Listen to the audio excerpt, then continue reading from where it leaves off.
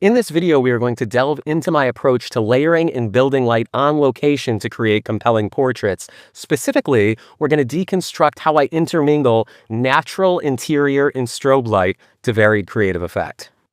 Hey all, Jonny Edward here in partnership with Adorama at my favorite coffee shop in the Denver metro area, Subjective Coffee, which coincidentally is right around the corner from my studio. Today, I'm here to talk to you about how I layer and build light on location to create compelling environmental portraits. Now, this is relevant to doing commercial work, to doing headshots, to doing actor headshots, personal branding, to a wide range of subjects, right? I know a lot of you find yourself on location with 1, 2, or 3 strobes, and we're going to delve into how I integrate those various light sources together to varied creative effect, some of which are going to be more organic and some more dramatic and theatrical. Now, the number one thing to remember is there is no right or wrong way to light.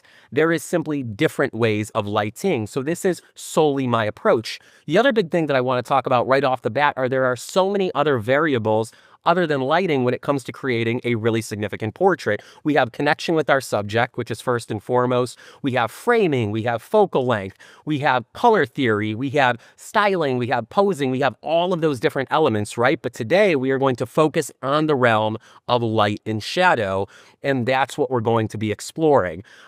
More than anything else, I hope that this segment just gets you inspired to get on location and create and to work with your tools in some new ways. For some of you, this may be revelatory and you'll learn some really cool new things. For others, it might just reinforce what you already know. But regardless, I really just hope that it gets you excited to pick up your camera and make some art and portraits for yourself. I am really excited to dig into this first segment, but before we start doing that, I want to introduce all of you to our incredible model for the day, Carlos. Carlos, thank you so much for being here with us. It's an honor to work with you. We've been wanting to work with each other for quite a while now, and we finally have the opportunity to do so for all of you, so that's a win-win. Also, some of you may notice the simpatico in our outfits, the blue to blue. No, this was not planned, but I think it was some sort of telepathy because that's what bosses do, right? Matching outfits aside, the one thing that I want to talk about before we get started is some lighting consideration and some positional consideration. So when we're working on location like this, especially when we're planning to use something like natural light as a base, we have to assess where that light's coming from, the quality of the light, the direction of the light, the output of the light, and so on, because we're going to wind up using that as an anchor for everything else we do in terms of lighting. So if we come around this way, we can see that we have a giant wall and bank of windows along this way. We have these glass doors, we have the windows here, and then we have this entire wall of windows coming down here, which have shades, but it's still letting a lot of this beautiful diffused light in. Now that's really, really relevant because where I position Carlos needs to be relative to the direction and the quality of that light, right? So to that end, one of the things that we did was we brought one of these tables here in Subjective forward from the back because when it was recessed back there, we just weren't getting enough light on Carlos's face.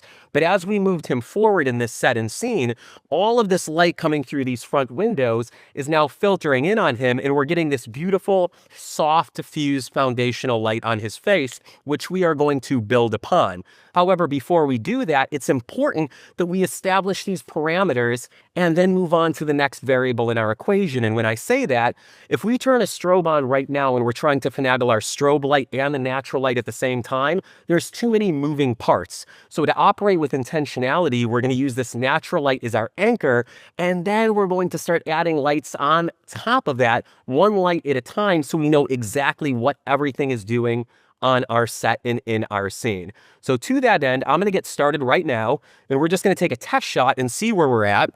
For this first shot, I don't know whether it's going to work or not, but I am at 1/60th of a second, f2.8 and ISO 250. So that's great right there. Thank you, Carlos.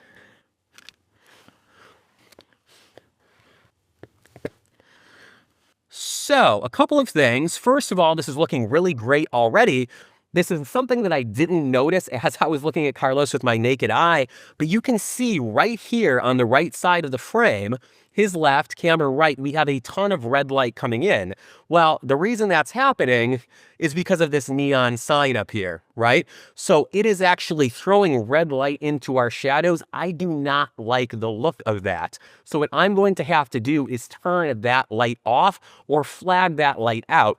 Now, luckily, in this location, we have the ability to simply turn that light off. okay? But that's not always going to be the case depending on where you're working. If we didn't have a switch to work with, I would bring in something like a V flat or a flag and get rid of the light that way. So if we come in just a little bit here, we can see all of that red. And then as we flag that light off, we get those really beautiful dense shadows on camera right. But because I don't want to rig up a flag right now, because I'm lazy, we'll call it efficient, I'm just going to go ahead and turn this light off. So with this light off, I'm going to take one more test shot to see the impact that that had on our subject and on the scene. That's perfect right there. Gotcha. And now the difference between these two is significant, right? So this is what I was talking about, everyone, when we need to evaluate the light in our scene. And that's not just natural light, but that's the overhead lights, that's neon light. Any light that is present on the scene is potentially going to impact our subject in the way that everything reads. So now that that's off, I'm going to just assess what's going on here with the natural light. And this is looking really good to me. I might slow my shutter speed down just a little. And for those of you who aren't familiar, when we're working with natural light that's this diffused and that has a luminosity that's this low, we'll lower our shutter speed to allow more of that natural light in. Now, getting into the details of exactly what's going on there is beyond the scope of this, but just know that that's one way we could let more natural light in without affecting what we're going to be doing with the strobe in a moment. So what I'm going to do is go from 1/60th of a second to 1/50th of a second, and I'm going to do this stepwise here. And that's great, Carlos. 1, 2, and 3. And that one came out a little blurry, so I'm going to give this one more go here. And Shin's going to go toward the window just a little, right there. Perfect. All right, so this is looking really nice as a base, everyone. So we're getting some of the highlight definition here. We have details in our shadows. We have a little bit of midtone. His skin is looking really good, but the other thing that I really like about this is as we look around in the scene, the environmental light is looking good. Now, I might let a little bit more light in to brighten up the space a smidge here, which is going to involve going down to 1/40th of a second. That's great. And that's looking perfect for me. So this is now our anchor for our lighting setup for this segment, right? We have our natural light dialed in. We have our camera settings dialed in. The next thing that we're going to do is add in our strobe. So before we start talking about strobe settings, we need to take a look at the modifier that's on the strobe as well as its position relative to our set. So in terms of modifiers, we opted for a 65-inch deep umbrella with a white interior and a white diffusion sock, and this is from Glow. Now, the reason I went with this large umbrella is because all of this light that's coming through these windows is extremely soft. It's soft and it's directional. If I want this set to look very organic, I need to make sure that the modifier that I'm using is also soft, is also directional. So this was the largest modifier in my arsenal, the 65-inch umbrella. So I brought the largest modifier out that I had, and I'm going to bring that close to my subject because, as most of you know, the larger the modifier relative to our subject, the softer the light. So I want really soft light to just hint onto him to create some separation here. The other important thing to consider is the position of this. Since we're primarily using these doors to illuminate Carlos's face, we're putting this in the same position as those doors, so all of that light is pouring into our scene from a similar direction. If I were to light him from this side, it's not going to make sense because we're going to have cross light occurring, right? So we're creating the illusion of a single light source as we build our strobe onto that natural light coming through those windows. So I'm going to go ahead and turn that strobe on. And the unit that I'm using for the strobe for reference, everyone, is a Flashpoint 600 Pro. And the other thing that's going on with that, if it looks a little odd to some of you, is that it actually has the extension head as well. So a lot of people don't know this, but these lights do offer an extension head, which especially for booming something overhead is really nice. You keep most of the weight low on a bag, and then you have a lot less weight overhead, and it just makes for easier rigging, movement, all of that type of stuff. So let's go ahead and see what's what. Also, it's worth noting that I'm using the Flashpoint R2 transmitter to trigger my strobe over here on the left. Now, right now, I have this strobe set to 1/128th of a second. We're just going to take a test here and then change anything and kind of season to taste, I guess is the best way of putting this. That's perfect right there, Carlos. And let's bring your chin toward the window just a little bit more again. I love how relaxed he looks right here. 1, 2, and 3. What I'm going to do, everyone, is I'm going to turn the prop light on because we have very little light in here, which is making it a tad bit hard for the camera to focus. So that's great. Now that we turn that light on, the modeling lamp, this is a lot better. So this is looking pretty smashing already. If we look between what was going on without the strobe and what was going on with the strobe, there is a monumental difference right here, right? And it's a little hot. If I want to create the illusion that this is coming from those windows, I need to bring the light in and turn the light down, because as I bring the light in, it's going to get softer. And I also need to turn that power down, but we're going to make a few fine adjustments here until it feels right. Now, once again, there is no right or wrong way of doing this. I'm just looking for something that feels right to me. My approach to lighting is very, very intuitive. I'm not basing it off a light meter or any definitive ratios. It simply, does this feel right? If not, let's make changes until it does. So I'm going to bring this light in a little bit relative to my framing, and I have some levity there. I'm going to bring it down a smidge, and I'm going to bring it around. And I also know that since that light got closer, the output's going to be greater. So I'm going to go ahead and bring that down to 1/256th of a second. We'll stay right there. That's fantastic. Deep breath in, just nice and relaxed. Perfect, just like that. And that's looking really, really nice. So this light got a little bit softer as we brought it in. It's merging really well with the windows, and to my eye, I would actually be fooled into believing that this is coming from those windows. And even if not, it's about 90 to 95% of the way there. So this is looking really, really stellar. So what we're going to do now, Carlos, is let's change your position. I'm going to bring this table a little bit more front up. Ooh, terrible noise, everyone. And then we can just kind of have boss hands. So you'll square up with me and come in just a little bit. That's great, nice and tall. You're owning the space. And then your chin's going to come to your right just a little, right there. And let's give this a go. Perfect. And then you're going to look right over my head to that wall behind me. And then from there, eyes are going to come back to me. That's great, just like that. 1, 2, and 3. And everyone, these are looking smashing. Perfect. And then your chin's going to go even further to the right there. Great. And then you'll give me side eye. Right there. Phenomenal. And I'm going to get all up in your personal space for 1 second. Just like that. 1, 2, and 3. And I'm really, really enjoying what's happening here, everyone. The vibe of this is really, really stellar. It's organic. It's natural. I would say for me, this is a very overtly commercial look. Now that I'm looking at this, if we wanted to soften this up a little bit more, what I can do is bring this light around a smidge more. As I bring that light around, we're going to have less shadows on camera, right? We'll stay in that position. Chin's going to come this way again, just a little. Great, just like that. Eyes to me.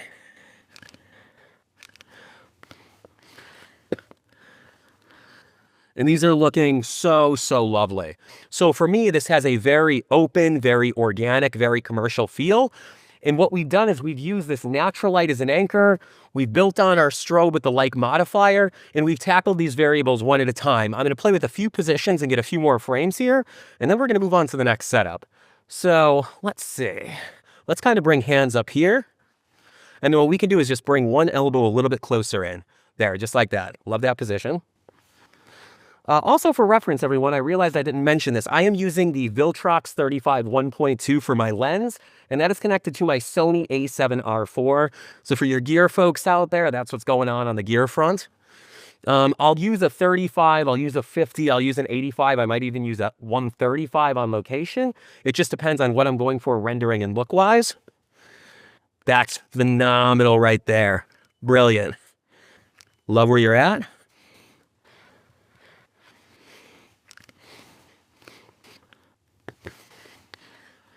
And these frames are looking really, really spectacular, everyone. What I'm going to do before we change sets is, just for my reference, I'm going to switch to an 85. We were just at a 35, and just for comparison's sake, I want to see what this looks like rendering-wise with an 85. It helps if you take your rear lens cap off before you mount your lens. All right. Set that to the proper aperture. Make sure we're reconnected for our tether. 1 second here, friends. I heard the beep. That's always a good sound. And now I'm going to step back here, and I got to give myself some breathing room because this focal length is really tight now comparatively.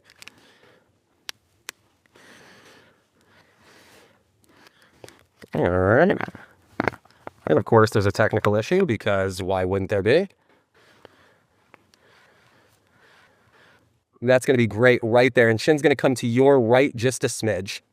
Perfect. We'll stay there. Oh, and for this, I actually really like the 85. Those of you who know me and my work know I'm a big 35 person, but the 85 is just really, really stellar with this. So I'm going to get a few more shots in here at the 85, and then we're going to move on to our next setup. Brilliant right there.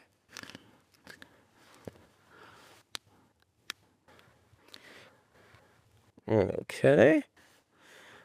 And of course, everyone, while I'm recording content, this 85 is being a jerk. So for this segment, we're just going to call it. Overall, what I want to impress upon you is how we got to this endpoint. We started by assessing the light in our scene. We have this beautiful diffused light coming through these windows on the left. We use that as our anchor. We took a test shot. We realized we needed to do something about the neon on this side because it was throwing red into the shadows. We simply turned that light off, although we could have flagged the light out entirely. We then brought in a large modifier, the 65-inch white umbrella. We got it nice and close. We had it angled in a similar direction as this bank of windows and those front doors, and we built that in one step at a time until the images just felt right to us. So, yeah, that's the organic setup, and let's move on to our next bit. All right, also, we are moving on to the next segment, and things have changed dramatically here in Subjective Coffee in the 30 minutes or so since the last segment. Number one, we have lost a ton of light. So obviously, sunset is happening very rapidly. The light was already dim and diffused because of the cloudy overcast type of weather, we'll call it. But now, since the sun is setting, there's almost no ambient light that's flowing into the space.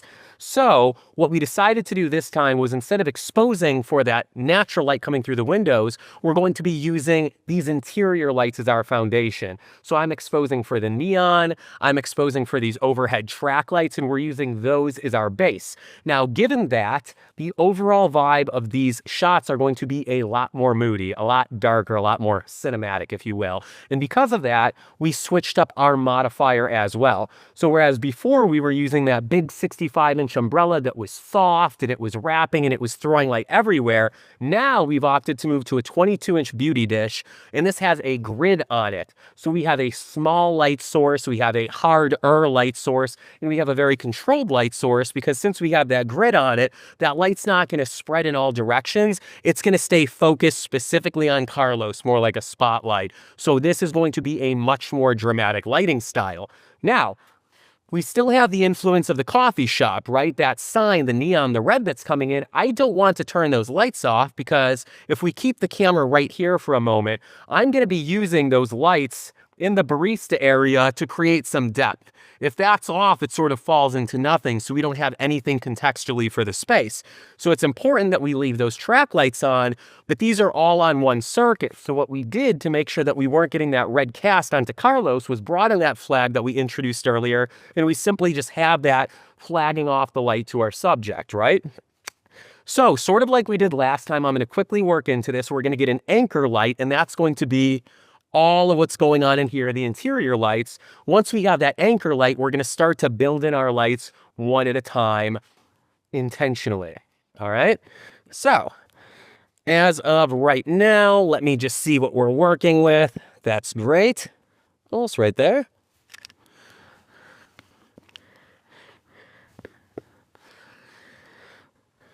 And so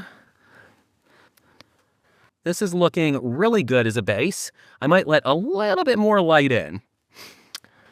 So I'm going to take one more shot.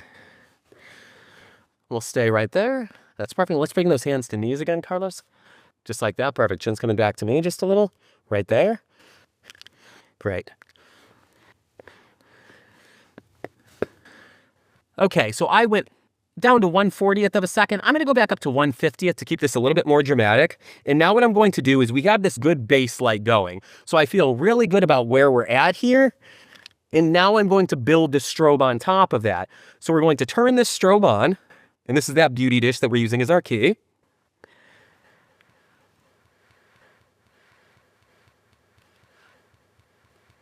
And let's turn these modeling lamps off. Also, for that beauty dish, everyone, I am using a Flashpoint Explore 1200 Pro. Some of you may not know this, but they do actually make a 1200 watt light. I will say, given the low lighting conditions in here, this light is a little bit overkill. But I do really enjoy bringing this with me on location, especially if I'm outdoors and need to contend with the sun, because with 1200 watts of power, you're never going to be wanting for more. So let's turn that on, and because of the output of this light, I'm going to be running this really, really low. So I have this strobe set to 1/256th of a second, so this is the lowest power setting right now. And I'm going to take another shot here and see how it looks. And that's starting to look really amazing right out of the gate. All right, so I'm going to play with my angle here just a little bit, but overall, I love the dimensionality. I love the light that's coming down onto Carlos. We have this really moody cinematic background, and we're building that light forward with the beauty dish. This is fantastic. Perfect, and we'll stay right there, Carlos, and your eyes are going to go right behind me. 1, 2, and 3. And then eyes will come right through me. Right there. Fantastic. We're going to take a couple more right there. And there's a little smirk for this one. Just really easy. There it is. Really playful, really chill. Love your vibe here. That's incredible. I'm going to make sure that my modeling lamp is on here. There we go. 1, 2, and 3. Love that vibe. Okay, so overall, this is looking really, really good to me. Now, we can see this is significantly more dramatic than what we were working with earlier, right? I love the light from this beauty dish, but the shadows are looking a little bit hard here. So what I'm going to do is reappropriate that key light that we used last time, this large umbrella, and I'm going to bring that in as a fill. And I'm going to have it coming in on the same axis as this beauty dish, and I'm just going to be looking at lightening the shadows that we're casting right here just a little bit. And that's going to be the last step. So we're going to bring this in and try not to get stuck in the rafters as I do that. Yoink. All right, so I'm going to turn that on. Let's get our A light going. Perfect. And then we'll come back into that same kind of smirk look one more time. There it is. All right, and so we can see that's just softening those shadows a little bit. We can also see what's happening down here in the corner because that light, the umbrella, is throwing light everywhere since it's so big and broad. So we're getting softer transitions in the tones on Carlos's skin, and we're getting a little bit more environmental light. So I'm going to shoot a few more of these while we're here, and then we're going to move on. That's great, Carlos, just like that. And let's kind of bring one elbow up to the edge of that and like to your face. Perfect. I like that a lot. Love the expressiveness here. Brilliant. That deep breath in, really easeful. Fantastic.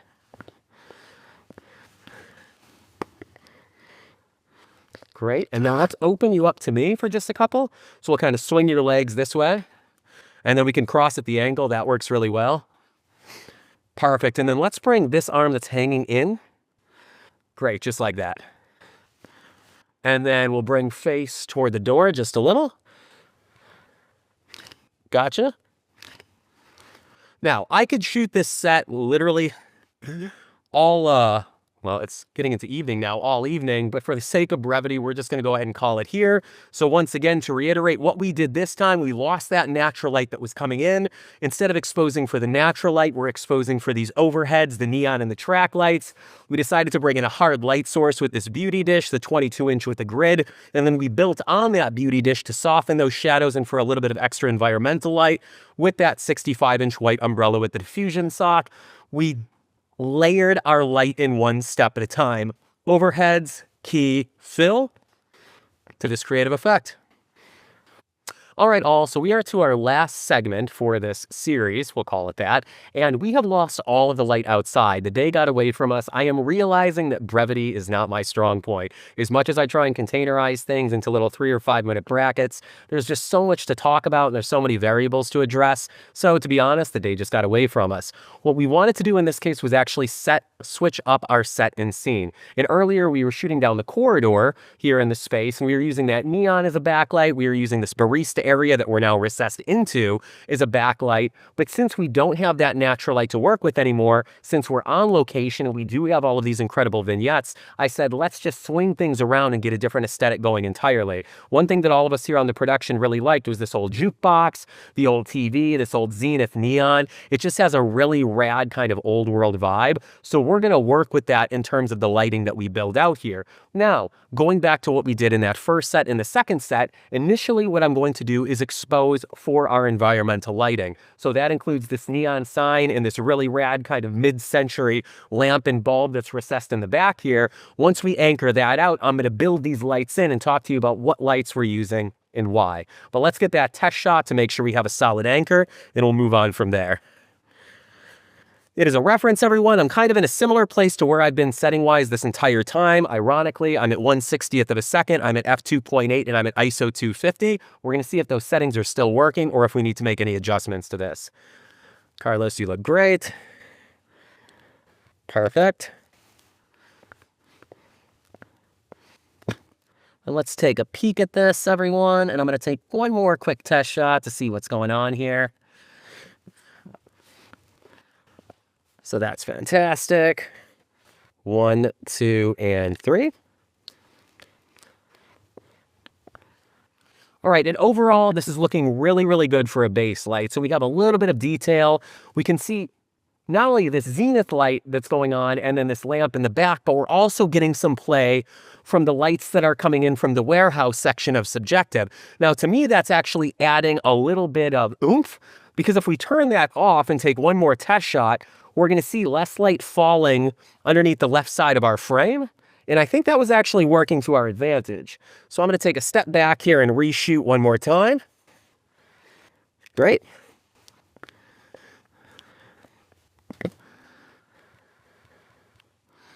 And yeah, it's really subtle, everyone, but I love that little hint of light on the left.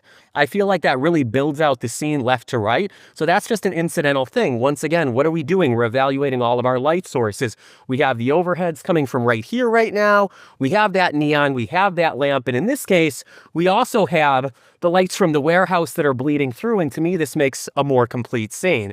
So what we're going to be doing lighting-wise now is we're going to build in a 2-light setup. Now, one of those lights is just going to be another large light source, but the difference now is instead of having that 65-inch umbrella, we have a 5-foot Octa with a grid. Now, this is one of my favorite ways to light because we get big, beautiful, soft light, but when we put the grid on it, it's also really directional. So instead of that light pouring off here, it's going to be coming directly through here, very much like when we were using the beauty dish. So we get soft light head to toe, but we also get to decide where that light is, and just as importantly, where that light isn't in our scene. And that's why we have it feathered this way. So we're throwing some beautiful light here onto Carlos, but we're not throwing a lot of light onto the background, so we're maintaining some of that mystery and intrigue here. The secondary light that we have, and this is the first time we've used it, is the AD200 Pro. Now that has the barn door and grid attachment on it, and I love this little light. It's almost pocket sized, it's 200 watts of power, and when you're on location, it's brilliant because it's so light and it's so powerful and it's easy to rig. To safely rig up a larger light on a setup like this, I would need multiple sandbags, it would take up a lot of space, but this is a great way to throw in a hair light, an accent light, or some sort of motivated light into the scene without too much fuss. Now I will say, Jonny made a mistake, and I really like to talk about when I make mistakes because mistakes happen. It's just part of working on set and scene. It's part of any project. I forgot to bring my correction gels. Boo. Now, some of you are going, Jonny, how could you? And some of you are going, Jonny, what is that? Well, this lamp back here is really warm, and I wanted to create the illusion that we were getting a hair light from that lamp. But since I don't have my correction gel, this light's going to come in much cooler than that lamp seems. Now, it's a small detail that I could fix in post, but I did want to address it. In an ideal world, I'd have a gel on this light so that it would be a similar color temperature to that lamp right there. Beggars can't be choosers. We're just going to work through this anyway. So in this case, the first light that I'm going to build in is that hair light. Because it's going to be so subtle, I need to see exactly what that's doing to start. So I'm going to turn on that light first. And we're going to go ahead and turn that on here. Perfect. And I'm going to take a test shot. And I'm not worried about my framing or anything like that right now, everyone. And so we can see it added this really, really beautiful glow. We're getting light into the hair. We're getting it onto the hand. We're getting it onto the legs. Now, in this case, that light looks like moonlight. Like I said, I would much prefer it to be warm, but this is something I can change in post, or I just may leave it, honestly, and have the disparity in color. But I do want to address that one more time. That's looking about perfect in the frame. So now we're going to turn on this 5-foot Octa and add that in, our soft directional light coming in from camera left. All right, now I'm going to take one more test shot here.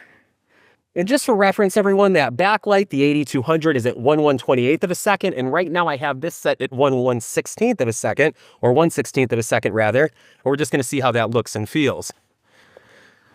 And that's looking pretty darn cool. I actually like this a lot. I could probably turn down the power just a smidge, maybe half a stop or so. And I'm going to go ahead and do that and take one more shot. Carlos, you look great, just like that. Too cool for school. Love that right there. Brilliant. 1, 2, and 3. And that's looking pretty darn nice. Now, it's ironic, everyone, because we got to the set, and I'm going to be honest with you, I was talking to production, and I'm like, I'm stressed out. I don't even know what to do now. I didn't have the light I thought I was going to have. How do I do something different and unique? This is actually my favorite set of the day.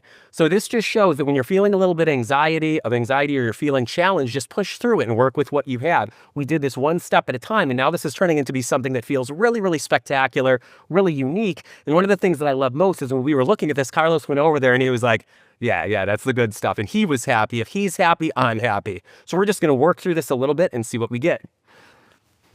Now, I am using my 35 1.2, everyone, because this is a more environmental set. I want it to go a little bit wider and see what happens. And Carlos, let's bring that right down like on the back of the bit. So you can even like put your arm up here. There, just like that. That looks great. And then we'll bring this hand in a little here. Oh, let it hang. I actually like it just kind of hanging off the side. Like even just dangling at the side. There we go. You don't even care. All right. Love this. That's great. Chill, just like that. 1, 2, and 3. And I'm going to come in here and you're going to look right over my shoulder, right to camera, right at Rach. Perfect. And that deep breath in again.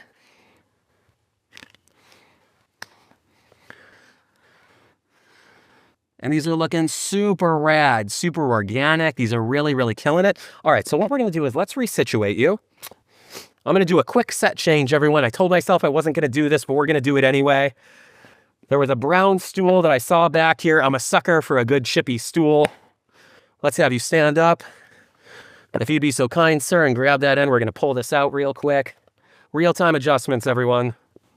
That's great right there. And then what we're going to do is we're going to have you come in and be advised, everyone, I'm only like 5'5". I got short legs, so don't judge me when I sit on this stool. So we're going to bring you in right here, and then we're just going to see about you, kind of out. So we could have hands in pockets. We could go to cross arm. You're just like, yeah, I'm amazing. Whatever. No big deal. We'll see how that feels. Now, the one thing that I'm going to look for, everyone, super quickly is I need to make sure that this light is still in the right position, right? He was sitting down. I'm going to need to move this light up because right now it's falling a little bit too much on his back. So I'm going to raise that hair light up just a smidge to about there to make sure we get a similar quality of light going. And I'm going to take a shot and see how this feels. And I'm liking the way this looks. We've opened him up a little bit here. This is really smashing. All right, and I need to make one adjustment to that key light. I need to bring this in and around. He moved forward in the set, so this needs to move forward. I'm going to move that forward and raise it up a smidge. Feather that off a little more. Perfect. And we'll kind of go into a similar pose then again to Belle. And then chin's going to come toward the light just a little right there. That's wild. And these are looking super, super fantastic, everyone. Perfect. I'm going to get a couple more frames here.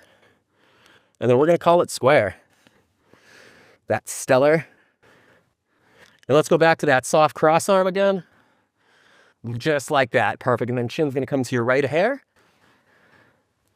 Wonderful. 1, 2, and 3. And I'm going to get that light in the back into my frame just for good measure. See how that looks and feels. I love that chin low. 1, 2, and 3.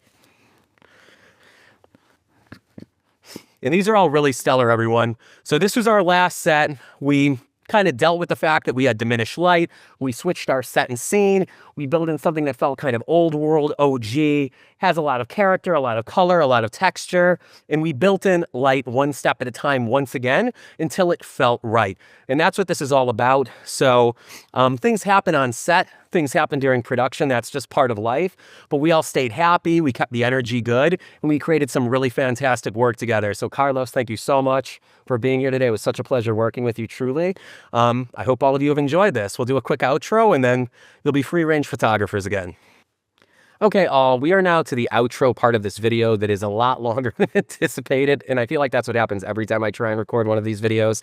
I was just talking with Rachel from production, and we basically agree that we need to plan for things to be 3 times longer than we anticipate, which I think is true of most productions. But overall, I'm really, really happy with what we created. It was such a joy working with Carlos, so once again, big thank you to Carlos for being here with us. Huge thank you to Rachel for mediating me from behind the camera and trying to keep me on track, which is a task unto itself. But I guess more than anything else, what I really wanted to say is that I'm happy that things didn't go exactly right today, because that's the reality of the life of a working photographer. Especially when you're working on location and you're working with multiple lights, sometimes things go wrong. Sometimes a lens malfunction, sometimes a light malfunction, sometimes you're planning for it to be sunny and it's cloudy, or you're planning for it to be cloudy and it's sunny. And to me, sort of the trademark of a true working professional is the ability to pivot and work with whatever those circumstances might be, and just make the best of it, right? So you saw me working through things in real time, even though circumstances weren't always ideal, and yet I still created work that I really love and that Carlos really loves, and that's really what this is all about. Like I mentioned earlier when we started this, there are 1,000,001 ways to create light on set. We could have used 1 light in 100 different ways. We could have used 2 lights to an even greater combination, and moving into 3 lights, wow, right? There's a lot of possibilities there, but it's just about what are you trying to say? What are you trying to convey? What do you want to communicate through that interplay of light and shadow? That's the biggest thing. And it's also giving yourself a chance to just experiment. On this last set, which turned out to be my favorite, if I would have had very defined expectations, I would have never worked into something that turned out to be my favorite aesthetic of this entire session. So it's giving yourself a little wiggle room to play and a little bit of grace. And more than anything else, I hope that all of you are just feeling excited and inspired. And you know that even if there's a photographer you look up to, they struggle and things go wrong, and that's life. So I want to thank Adorama once again for collaborating with me on this. It was such a joy to be able to create content. They are an absolute legend in the industry. Make sure to subscribe to Adorama on YouTube. Make sure and follow them on Instagram. They are bringing the community really incredible content from some of the best artists and educators in the industry, and I am so honored to be part of that group. As far as questions go, if you have any questions, if you have any comments, if you want to try and troll me, do that in the comments on this video, and I'll make sure and respond to everything. You can also connect with me on Instagram at Jonny Creative, or in a plethora of other ways. Please keep me in the loop of what you're creating. Let's ask questions. Let's create a dialogue. It really is community over competition. I'm in this for the people, and we're in this together.